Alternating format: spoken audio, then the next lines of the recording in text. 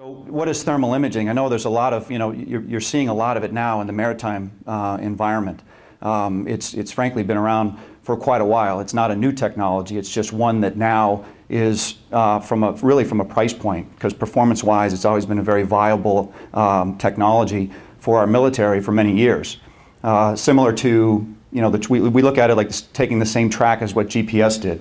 It started off as a military application, kind of clunky, very expensive, not a lot of volume, and as it became commercialized, many different markets opened up, and there's applications for it everywhere. We all have it in our cell phones and in our cars and obviously on our boats. So very similar. There's many different applications for it.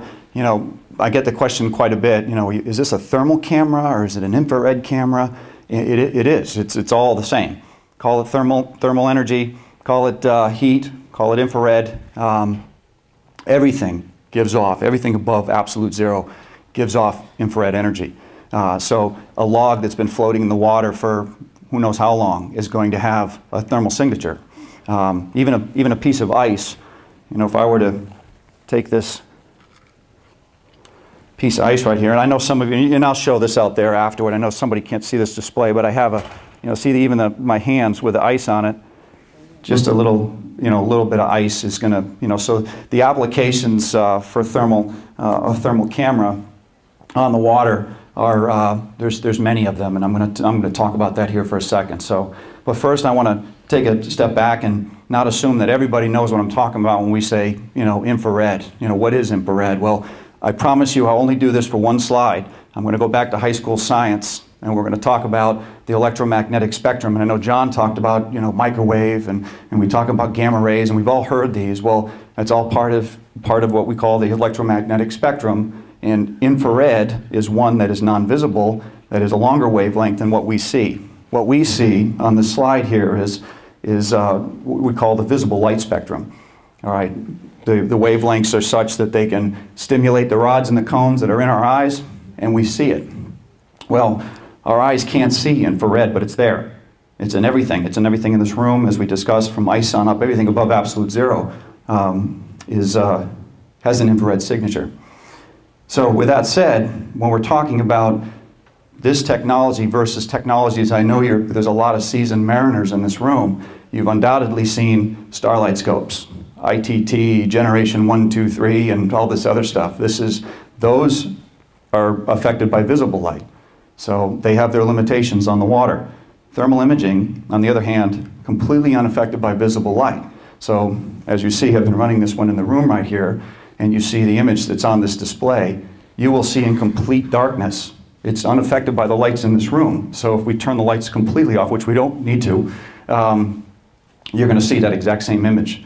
So a real benefit of, and I can also shine a light, a spotlight for instance, or probably more practically a running light from another vessel.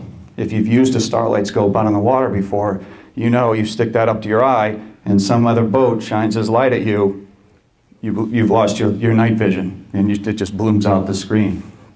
So household cameras, camcorders, and I'm not going to get into this too much, but there is, if you see, the infrared spectrum is quite a bit larger from a wavelength standpoint than the visible spectrum. And there's various elements in it. We've got long wave cameras, and we've got cameras that are sensitive to mid-wave infrared. There's no such thing as an infrared camera that sees everything. The cameras that we use in our commercial maritime cameras are sensitive to long wave infrared. So you may have a camcorder, for instance, that has an infrared sensitivity. It's really more near IR, what we call. It's just to the right, if you will, of the visible spectrum. So very short range, not nearly the kind of range or capabilities that you would get out of a long wave infrared camera. So where is it used? I'm going to obviously focus on the maritime stuff, but I want to tell you, you're going to see it if you haven't already seen it in quite a lot of different places.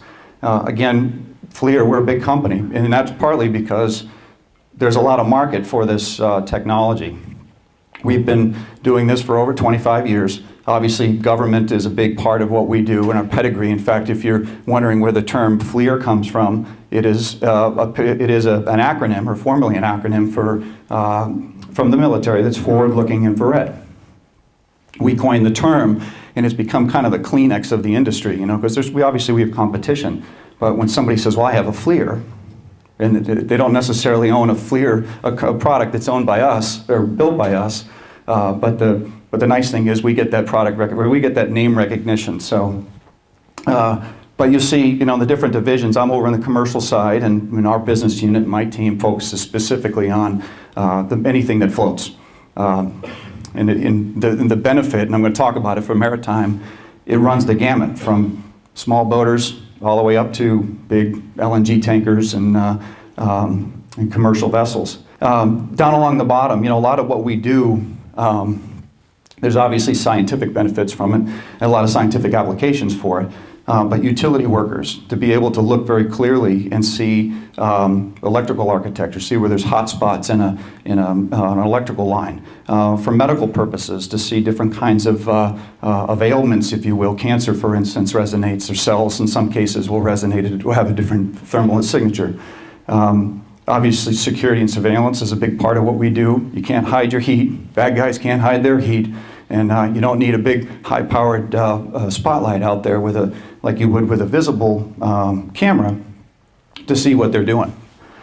And then some of the more interesting stuff, or a lot of the interesting stuff that you may not know what we do, is when we talk about thermographic cameras, you know, using a thermal imager like we're going to use on the water here and the ones I'm going to demonstrate, we can then, using the same technology, add that element of temperature difference and understand, you know, very clearly and very quickly what the difference is in temperature, right down to a very, very minute differences in temperature.